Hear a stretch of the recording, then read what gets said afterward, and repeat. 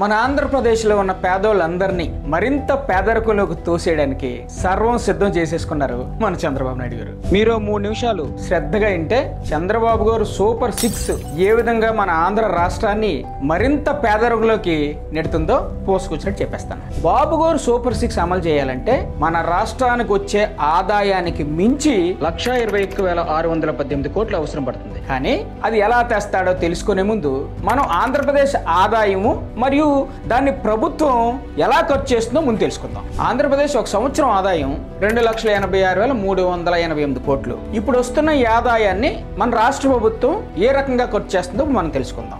81.3% రాష్ట్ర ఆదాయం ఈరోజు క్లిష్టమైన సంక్షేమ పథకాలను అందించడానికి, పరిపాలన నిర్వహించడానికి లేదా సామాజికంగా మరియు ఆర్థికంగా బలోపేతం అవుతున్న సంఘాలకు మౌలిక సదుపాయాలను సృష్టించడానికి ఇప్పటికే ఖర్చు చేయబడుతుంది. మిగిలిన 18.7% 2019లో టీడీపీ ఏపీకి వదిలిపెట్టిన అప్పులు తీర్చే దశగా వెళ్తుంది. అలాంటప్పుడు బాబు గారు చెప్తున్న సూపర్ 6 అమలు చేయడానికి ప్రతి సంవత్సరం అదనంగా అవసరమయ్యే 1,21,618 కోట్లు ఎలా పూరిస్తారు? అందరికీ తెలిసిన విషయమే.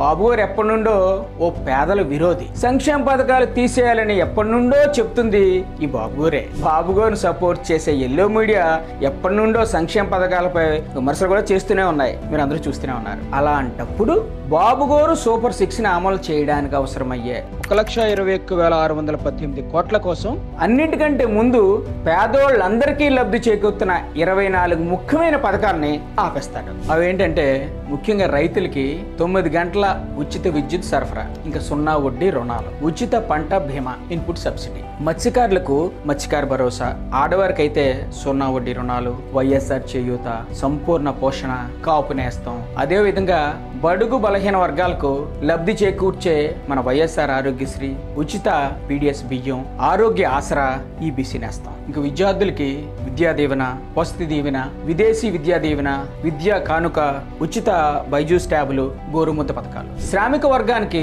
కార్మికులకి తోడు, చేదోడు, వాహన మిత్ర, నేతన్న నేస్తం, లా నేస్తం, ఈ పథకాలన్నీ ఆపేస్తాడు. ఈ 24 పథకాల వల్ల మన రాష్ట్రంలో కనీసం 1 కోటికి పైగా పేదోళ్ళందరూ ప్రతి సంవత్సరం లబ్ధి పొందుతున్నారు. పైగా ఇవి బాబు గారు సూపర్ 6లో ఎక్కడా లేని పథకాలు. మరి ఇలాంటి సూపర్ 6ని నమ్మి చంద్రబాబు ఓటేస్తే మీ అందరికీ లబ్ధి చేకూరుస్తున్న ఈ 24 పథకాలని ఆపేసినట్టే. పేదరికం నిర్మూలించడం పక్కన పెడితే మరింత పేదరికంలోకి మనం దగ్గరైనట్టే.